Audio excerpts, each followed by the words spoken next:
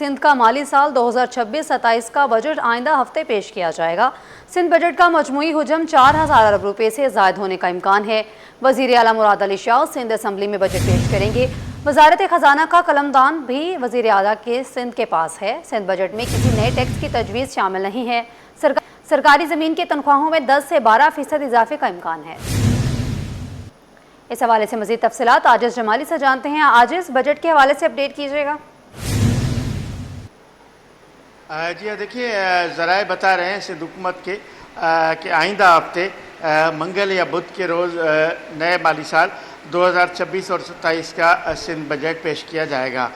ये बजट हमेशा की तरह इस बार भी वज़ीर आला सिंध सैयद मुराद अली शाह सिंध असम्बली में पेश करेंगे। चूँकि वज़ीर ख़जाना हैं वो, तो बजट का कलमदान उनके पास ही है महकमा ख़जाना का, तो वही बजट पेश करेंगे। ज़राए बता रहे हैं महकमा ख़जाना के कि 4000 अरब रुपए से ज़ायद का सिंध बजट होगा नए माली साल का। इस बजट में कोई भी नया टैक्स नहीं है, टैक्स फ्री बजट होगा। अलबत्ता जो मौजूदा टैक्सेस हैं उनकी शरह में इजाफ़ा किया जा रहा है कुछ टैक्सेस में। सरकारी मुलाजमीन की जहाँ तनख्वाहों की बात है, तो ज़राए बता रहे हैं कि 10 से 12% तक सरकारी मुलाजमीन के तनख्वाहों में इजाफ़ा किया जाएगा नए माली साल के बजट में। और जो कम से कम उजरत है उसमें भी 5000 रुपये का इजाफ़ा करके 45,000 रुपये कम से कम उजरत करने की तजवीज़ है। नए माली साल में जो मुख्तलिफ़ सरकारी महकमे हैं उनमें 20 से 25% महकमों का जो बजट है उसमें इजाफ़ा किया जा रहा है। और एनुअल डेवलपमेंट प्रोग्राम जो तरक्याती प्रोग्राम है उसमें भी इजाफ़ा किया जा रहा है। अलबत्ता तालीम, सेहत और दाखिला, इन महकमों पे सबसे ज़्यादा रकम जो है वो बजट में रखी जा रही है हमेशा की तरह। और कुछ महकमों में नई स्कीमों के लिए भी बजट रखी जा रही है। अलबत्ता नए माली साल में बहुत कम ही नई स्कीमों के लिए पैसे रखे जा रहे हैं। जी आजिज़, ये बताइएगा, जैसा कि जो तनख्वाहें हैं सरकारी मुलाजमीन की उनमें भी 10 से 12% इजाफे का इम्कान मौजूद है। इस हवाले से क्या तफसीलात हैं आपके पास? बिल्कुल, इसमें मैंने गुज़िश्ता बुलेटिन में भी ये बात बताई थी कि देखना ये है कि वफाकी हुकूमत कितना इजाफ़ा करती है। परसों जो है वफाकी बजट पेश किया जाएगा कौमी असम्बली में, उसमें 10% तो हमेशा वफाकी हुकूमत तनख्वाहों में इजाफ़ा करती है। अगर वफाक में 10% होता है तो सिंध में उससे कहीं ज़्यादा होगा, 12 से 15% तक सिंध का बजट जा सकता है। कैटेगरी वाइज तीन कैटेगरीज़ में इस बजट में इजाफ़ा होता है। अलबत्ता अब तक जो ज़राए बता रहे हैं, चूँकि इस बार वफाक को भी सूबों की जानिब से पैसे देने हैं, सिंध हुकूमत भी 400 से ज़ायद अरब रुपए दे रही है, तो लिहाजा इम्कान ये है कि बहुत ज़्यादा तनख्वाह जो है बहुत ज़्यादा इजाफ़ा जो है तनख्वाहों में ना हो। 10 से 12% या फिर ज़्यादा से ज़्यादा 15% तक इजाफ़ा हो सकता है। जी आजिज़ जमाली हमें अपडेट कर रहे थे। आजिज़, आपका शुक्रिया।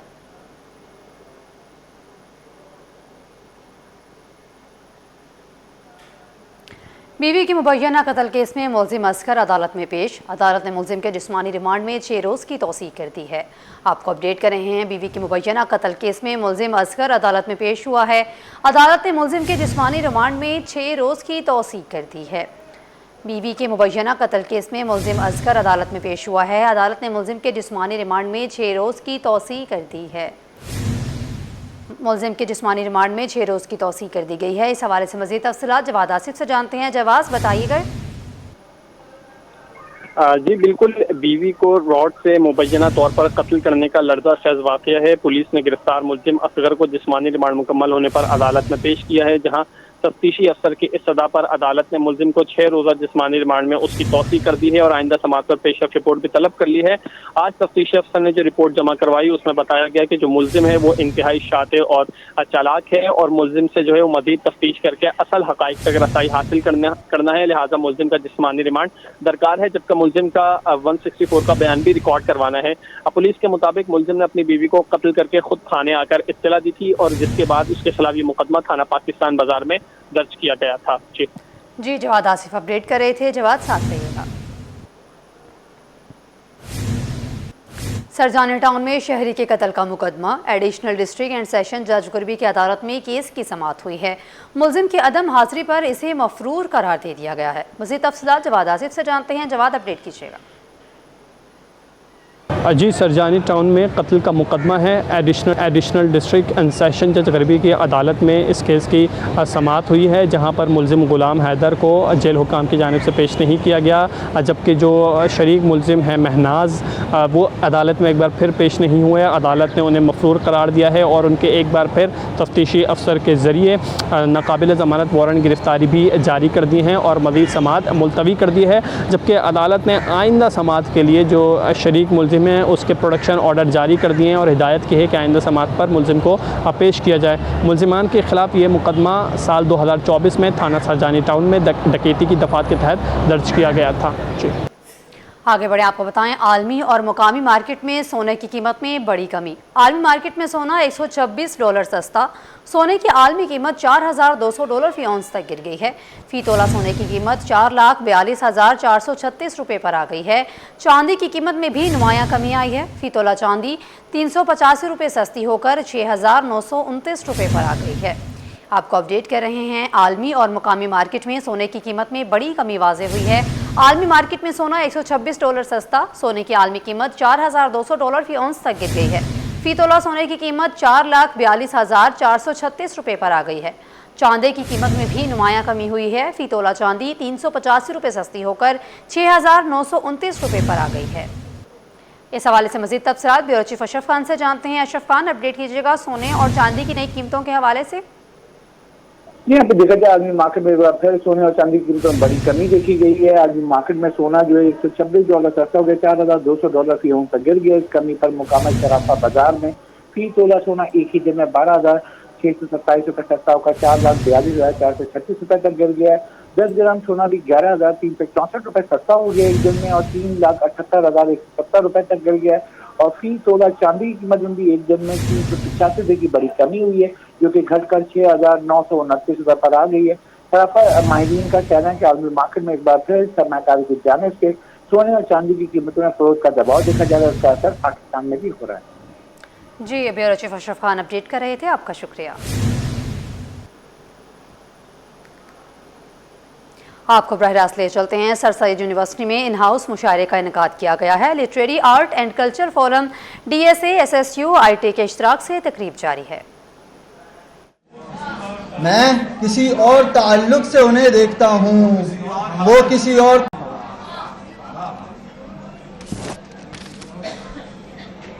अब अगली कुछ अशार हैं। बात बात ही नमदीदा हुआ करते थे, बात बेबात ही नमदीदा हुआ करते थे। हम भी क्या सादा व पेचीदा हुआ करते थे। अब हमें देख के लगता तो नहीं है, अब हमें देख के लगता तो नहीं है, हम भी उसके पसंदीदा हुआ करते थे। तूने किस मौज में ये हाल किया है अपना, लोग क्या क्या तेरे गर्विदा हुआ करते थे। तुझसे पहले भी कई राज थे एक शख्स के पास, तुझसे पहले भी कई राज थे एक शख्स के पास। फर्क इतना है कि पोशीदा हुआ करते थे। उन दिनों इतने वसाइल तो नहीं होते थे, उन दिनों तो इतने वसाइल तो नहीं होते थे, फिर भी वो लोग जहां दीदा हुआ करते थे। जज़ाकल्लाह।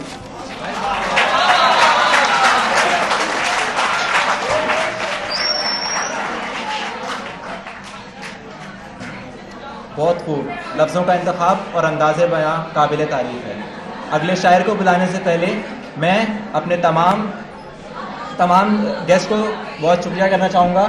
जनाब वजी सानी साहब, जनाब नईम समीर साहब और मोहतरमा रक्षंदा खान और हमारे Komodo retired registrar Sarfaraz Ali साहब का कि उन्होंने अपनी मसरूफ़ ज़िंदगी से हमारे लिए वक्त निकाला। शुक्रिया।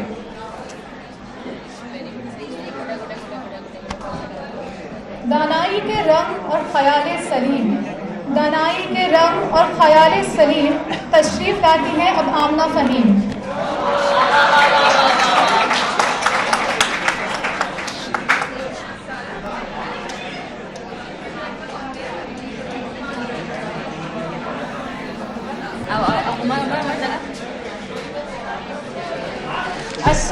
अस्सलामुअलैकुम। अच्छा, सबसे पहले कुछ अपना शायर पेश करूँगी। सर सैयद यूनिवर्सिटी में इन हाउस मुशायरे का इनेकाद किया गया है। आगे बढ़ें, आपको बताएं ओवरसीज़ पाकिस्तानियों का मुल्की मईशत पर भरपूर एतमाद। ओवरसीज़ एम्प्लॉयमेंट प्रमोटर्स एसोसिएशन के साबिक नायब चेयरमैन अदनान पराचा ने कहा है कि मई 2026 में बैरून मुल्क पाकिस्तानियों ने 4 अरब 30 करोड़ डॉलर का कीमती ज़र मुबादला वतन भिजवा दिया है। मई में यूएई से 1 अरब डॉलर और सऊदी अरब से 1 अरब 2 करोड़ डॉलर से ज़ायद तरसीलात ज़र भी भेजी गई हैं। मज़ीद तफसीलात जानते हैं ब्यूरो चीफ अशरफ खान से। अशरफ खान, बताइएगा। देखा जाए मुल्क की मईशत के लिए अच्छी खबर आई कि बैरून मुल्क पाकिस्तानियों ने एक माह में यानी कि मई 2026 में 4 अरब 30 करोड़ डॉलर का कीमती ज़र मुबादला भेजा है। इसके मईशत पर क्या असरात होंगे जानते हैं पाकिस्तान ओवरसीज एम्प्लॉयमेंट प्रमोटर के साबिक नायब चेयरमैन अदनान पराचा से। क्या सूरत हाल देख रहे हैं? मशरिक़ी वस्ती की जंग के बावजूद तरसीलात ज़र में इजाफा हुआ है। जी, बहुत शुक्रिया जी।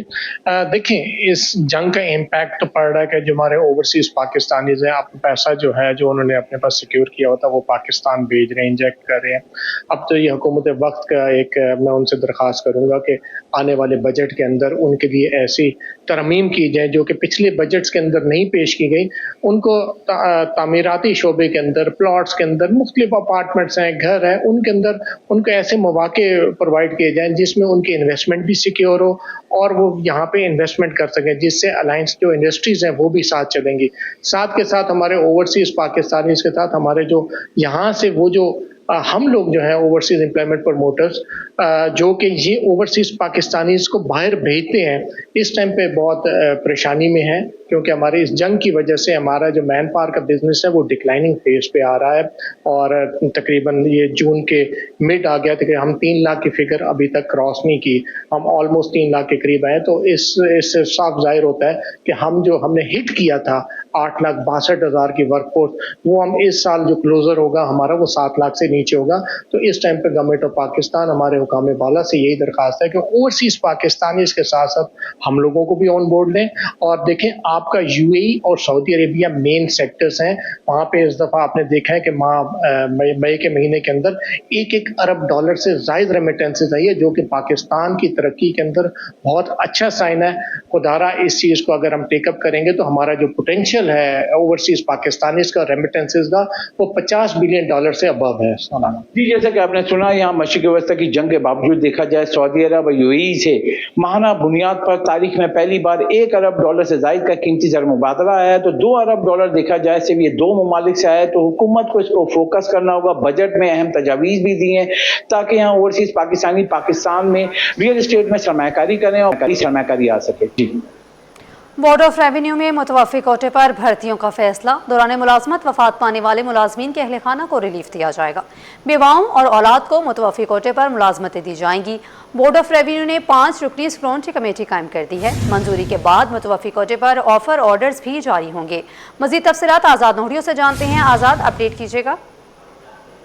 जी बिल्कुल, संघ सरकार ने दीगर महकमों की तरह महकमा बोर्ड ऑफ रेवेन्यू में भी दौरान मुलाजमत वफात पाने वाले मुलाजमिन की बेवाओं या औलाद को मुतफ़ीक कोटे के तहत नई भर्तियां करने का फैसला कर लिया है। जबकि सेक्रेटरी बोर्ड ऑफ रेवेन्यू की सरबराही में 5 रुकनी स्क्रूटनी कमेटी कायम कर दी गई, जिसका महकमा बोर्ड ऑफ रेवेन्यू ने नोटिफिकेशन भी जारी कर दिया। नोटिफिकेशन के मुताबिक कमेटी में director E&I, assistant secretary board of revenue, section अफसर स्टेट और मुतल्लिक इदारे का 17 ग्रेड का अफसर भी मेंबर के तौर पर शामिल होगा। कमेटी 2024 से कबल वफात पाने वाले मुलाजिम की बेवाओं या औलाद को मुतफ़ीक कोटे के तहत भर्तियों के लिए स्क्रूटनी करेगी और स्क्रूटनी के बाद मुलाजमतों का तयन किया जाएगा। जबकि कमेटी जांच पड़ताल के बाद सिफारिश senior member board of revenue को अरसल करेगी और senior member board of revenue की मंजूरी के बाद मुतफ़ीक कोटे पर जो ऑफर ऑर्डर जारी कर दिए जाएंगे। जी, आज़ाद नोहरी अपडेट कर रहे थे। आज़ाद, आपका शुक्रिया। जमशेद टाउन के मीर उस्मान अली पर्दा पार्क के ठेकेदार की मुआहदे में तोसी क्यों नहीं हुई? सिंध हाई कोर्ट ने KMC, जिना टाउन और दीगर फ्रीकैन को नोटिस जारी कर दिए हैं। फ्रीकैन से 18 अगस्त को जवाब तलब किया गया है। मज़ीद जानते हैं शौकत कुराई से। शौकत, बताइएगा। जी, ये जमशेद टाउन में मीर उस्मान अली पर्दा पार्क है। इस पर्दा पार्क का इंतज़ाम संभालने के लिए, उसकी देखभाल करने के लिए एक ठेकेदार हैं, उन्होंने दरख्वास्त सिंध हाई कोर्ट में दायर की है कि वो गुज़श्ता 18 साल से इस पार्क की देखभाल कर रहे हैं और उन्हें इंतज़ामिया की जानिब से ठेका दिया जाता था। लेकिन 2018 में जब उन्होंने ठेके के लिए दोबारा अप्लाई किया कि इसमें उनके ठेके में तोसी की जाए, लेकिन उन्हें कहा गया कि आप तमाम डॉक्यूमेंट्स जमा कराएं और फ़िलहाल आप अपना काम जारी रखें, लेकिन उसमें ठेके में सरकारी तौर पर तोसी नहीं की जाएगी क्योंकि इसमें मज़ीद कुछ लवाजमात हैं जिन्हें पूरा करना है। तो वो 2018 के बाद उन्होंने तमाम डॉक्यूमेंट्स पूरे कर लिए, चालान जमा करा लिए और इंतज़ामिया के कहने के मुताबिक वो अपना काम भी जारी रखे हुए थे। लेकिन चंद रोज़ पहले जो है उन्हें कहा गया है कि वो अपना तमाम जो इंतज़ामात हैं वो ख़त्म कर दें, अपना काम ख़त्म कर दें, क्योंकि अब इंतज़ामात उनके हवाले नहीं किए जा सकते। उनका कहना है कि 2018 से उन्होंने काफ़ी काम किया है, अब तक उन्हें ठेके में तोसी भी नहीं मिली और उनकी जो रकम बनती थी उसकी अदायगी भी नहीं की। लेकिन उन्हें कहा गया है कि आप बिल्कुल पार्क के जो काम वगैरह आपने किया है उस सब को छोड़ के हमारी इंतज़ामिया के हवाले करें। उनका ये भी कहना था कि वहाँ उन्होंने एक छोटा सा ज़ू भी बनाया हुआ है, लेकिन उन तमाम चीज़ों के बावजूद उन्हें कहा गया है कि वो पार्क के इंतज़ामात उनके हवाले किए जाएँ, जो टाउन्स की इंतज़ामिया है उसके हवाले किए जाएँ। तो अदालत से दरख्वास्त में इस्तदा की गई है कि फ़ौरी तौर पर उनके कॉन्ट्रैक्ट में तोसी करने का हुक्म दिया जाए। उसके अलावा इन तमाम लोगों से पूछा जाए कि उनकी जो रकम बनती है गुज़िश्ता 2018 के बाद की, वो भी उसकी अदायगी की जाए। तो अदालत ने तमाम फ़रीक़ैन को नोटिस जारी करते हुए 18 अगस्त तक इसका जवाब तलब कर लिया है। जी। कराची में गैस की किल्लत संगीन, बावकोरंगी में गैस की बंदिश से मुश्किलात में इजाफा हो गया। इलाका मकीन कहते हैं कि गैस ना मिलने पर खाना पकाने में दुश्वारी का सामना है। मुतल्लिका अदारे गैस की बिला तातुल फराहमी यकीनी बनाएं। मज़ीद जानते हैं दुआ अशकिल प्राचा से। दुआ बताइएगा। जी बिल्कुल, मैं इस वक्त बागे-कोरंगी के इलाके में मौजूद हूँ। रिहायशी इलाका है यहाँ पे और गैस की लोड शेडिंग से यहाँ के शहरी रिहायशी काफ़ी ज़्यादा परेशान दिखाई दे रहे हैं और हमारे साथ इस वक्त यहाँ पे कुछ रिहायशी भी मौजूद है, इनसे जान लेते हैं। अच्छा, मुझे बताइएगा कि क्या मसाइल का सामना करना पड़ रहा है आपको बागे-कोरंगी में? क्या गैस के मसाइल जो है वो सामना करना पड़ रहा है? गैस के मसाइल का ये सामना हमें करना पड़ रहा है कि पहले गैस यहाँ बिल्कुल भी नहीं जाती थी। अब जिस तरह गैस की लोड शेडिंग पूरे कराची में हो रही है, बागे-कोरंगी में भी हो रही है, लेकिन यहाँ जुल्म ये हो रहा है कि लोड शेडिंग से हट के भी किसी भी वक्त अपनी मर्जी पे गैस यहाँ बंद कर देते हैं। अब सुबह बच्चों ने स्कूल जाना है, उस पर लोड शेडिंग टाइम नहीं है, गैस बंद होती है।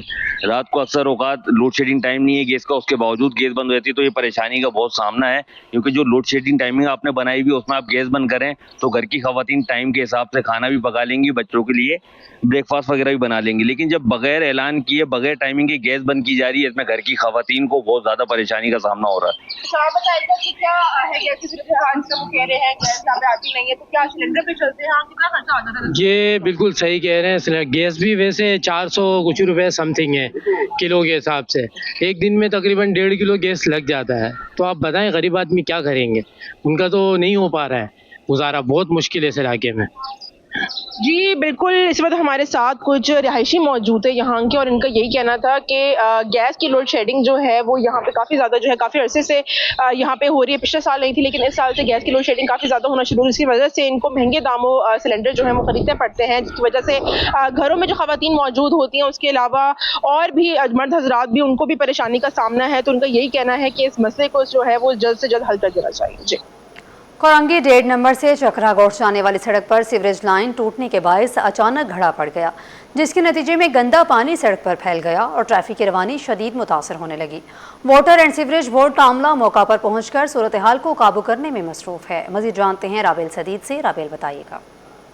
जी बिल्कुल, देखिए कोरंगी चकरा गोट के करीब जो है वो सेवरेज की जो लाइन है वो डैमेज हो गई, जिसकी वजह से जो 20 सड़क है उसी के ऊपर एक गड्ढा सा बन गया। मेरे कैमरामैन अहमद आपको दिखाते चले तो यहाँ पर जो है वो आप देख सकते हैं कि लाइन डैमेज होने की वजह से यहाँ पर जो है वो सारा गटर का पानी जो है ये मुख्तलिफ रोड पर फैलता जा रहा है और साथ ही साथ एक शगाफ टाइप का भी पड़ गया है। इसी तरह सारा गटर का पानी भी जो है वो बैठ के सड़क पर आ रहा है। और इस वक्त भी हमारे साथ यहाँ पर वाटर सेवरेज बोर्ड का अमला मौजूद है। भाई हमें ये बता दिएगा, ये काम जो है वो क्या मसले मसाइल दरपेश हुए हैं, क्या हुआ, कैसे मामला हुआ है? ये पाइप जो है डैमेज हो गया और डैमेज होने की वजह से ये रोड जो है ना बैठ गया है। उसी वजह से इस पे काम हो रहा है कि ये पाइप चेंज करें और नया पाइप लाइन लगावें। भाई आप लोग को क्या शिकायत आई थी? कब से ही काम जो है वो इस तरह शगाफ पड़ा हुआ है? ये पानी निकल रहा था, इसी वजह से फिर आवाम ने शिकायत की वाटर बोर्ड पे, सेवरेज बोर्ड पे, तो उन लोगों ने इस पे काम सर अंजाम दिया और ये इस पे काम शुरू हुआ इंशाल्लाह। मुझे बताएं कब तक काम खत्म हो जाएगा? इंशाल्लाह ये कल तक खत्म एंड हो जाएगा ये। जी बिल्कुल, जैसा कि आपने देखा हमारे साथ यहाँ पर वाटर एंड सीवरेज बोर्ड का अमला मौजूद था और उनका यही कहना है कि कल तक जो है वो काम मुकम्मल कर लिया जाएगा, क्योंकि यहाँ पर जो है वो एक चलती हुई सड़क है जहाँ पर जो है वो रोज़ाना की बुनियाद पर कई गाड़ियों का गुजरना होता है। तो ऐसे में इतना बड़ा जो है यहाँ पर गड्ढा खुद गया है, जिसकी वजह से लाइन डैमेज होने की वजह से सारा गटर का पानी जो है वो सड़क पर फैलता जा रहा है और वाटर एंड सीवरेज बोर्ड के अमले का यही कहना है कि कल तक जो है वो काम मुकम्मल हो जाएगा। जी बुलेटिन में मौसम के हवाले से बात करें। शहर कायद में मौसम शदीद गर्म और मरतूब है। शहर में मौजूदा दर्जा हरारत 36 डिग्री रिकॉर्ड किया गया है। गर्मी की शिद्दत 44 डिग्री तक महसूस की जा रही है। महकमा मौसमियात के मुताबिक गर्मी की शिद्दत में मजीद इजाफे का इम्कान है, जबकि माहिरीन की जानिब से शहरियों को एहतियाती तदाबीर इख्तियार करने की हिदायत कर दी गई है। मज़ीद जानते हैं रिमशा इस्माइल से। रिमशा बताइएगा। जी बिल्कुल, शहर कायद आज भी शदीद गर्मी की लपेट में है। मौसम आज भी गुज़िश्ता रोज़ की तरह शदीद गर्म और मरतूब है, जबकि महकमा मौसमियात के मुताबिक कल और परसों जुमेरात और जुमे को मज़ीद दर्जा हरारत बढ़ने का इम्कान ज़ाहिर किया गया है। दर्जा हरारत 42 डिग्री तक जो है वो जा सकता है।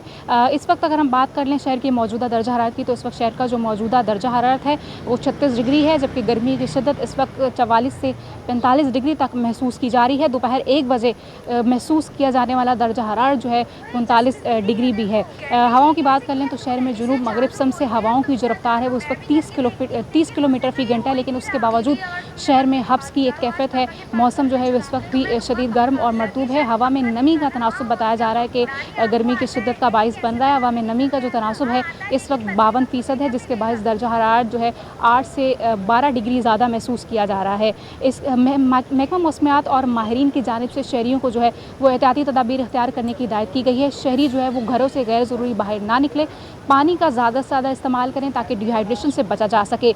इसके साथ साथ माहिरीन का ये भी कहना है कि शहरी ज़्यादा मिर्च मसाले वाली अशिया ना खाएं, जबकि अगर हम बात करें फ्रूट्स की तो फ्रूट्स का ज़्यादा से ज़्यादा इस्तेमाल किया जाए ताकि इस मौसम में हीट स्ट्रोक से जो है वो बचा जा सके।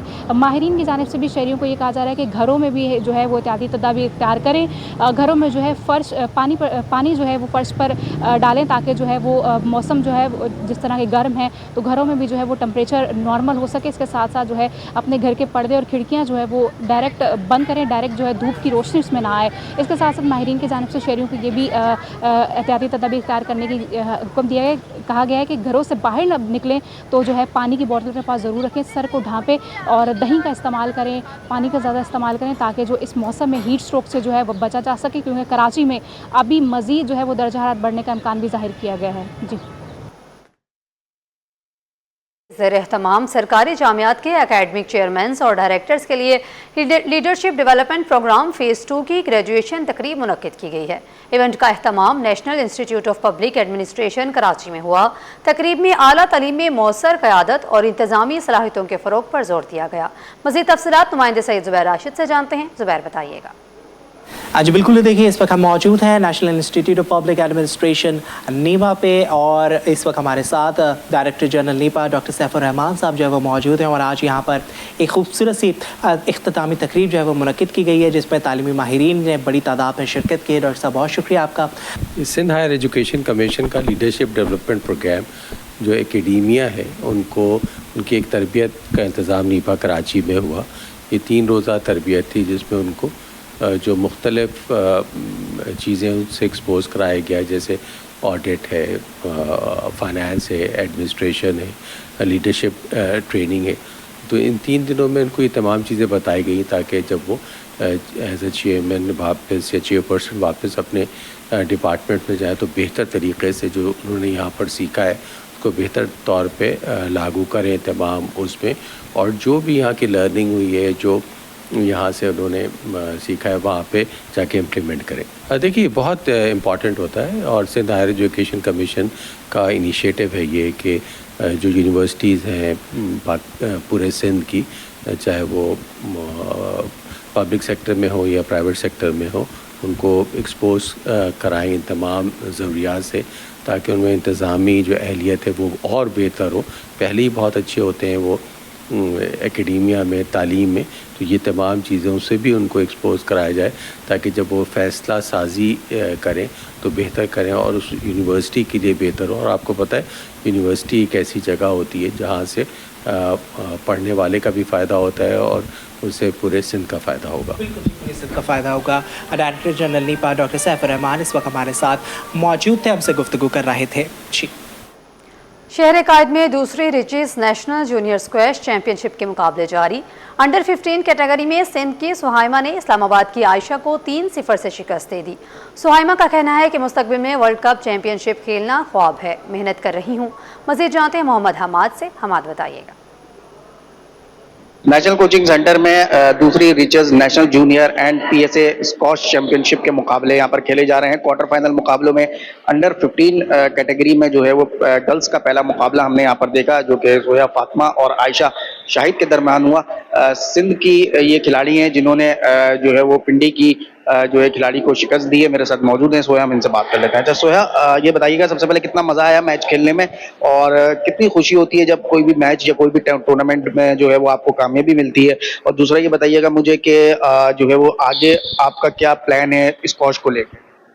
खेलने में तो बहुत मजा आया, लेकिन मैच टफ भी था और मेरी जो खिलाड़ी थी वो बहुत अच्छा भी खेलती थी, लेकिन मैंने अल्हम्दुलिल्लाह सेमीफाइनल के लिए क्वालिफाई किया है और मेरा इरादा है कि मैं बड़ी होकर एक वर्ल्ड चैंपियन इंशाल्लाह बनूं।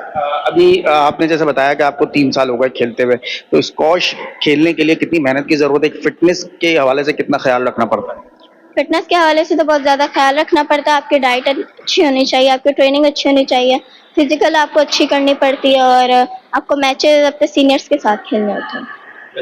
आपको बहुत बहुत मुबारक हो। सोया फातिमा हमारे साथ मौजूद थी जिनका ये कहना है कि स्क्वैश खेलने के लिए फिटनेस बहुत ज़रूरी है और डाइट का जो है अपनी बहुत ख्याल करना पड़ता है। आज जो है वो एक ज़बरदस्त यहाँ पे मुकाबले देखने को हमें मिल रहे हैं और इस टूर्नामेंट में जो है आज 16 क्वार्टर फाइनल खेले जाएंगे। सोहा ने जो है सेमीफाइनल के लिए क्वालिफाई कर लिया और उम्मीद ये है कि सेमीफाइनल भी ये जीत के फाइनल के लिए क्वालिफाई करेंगे।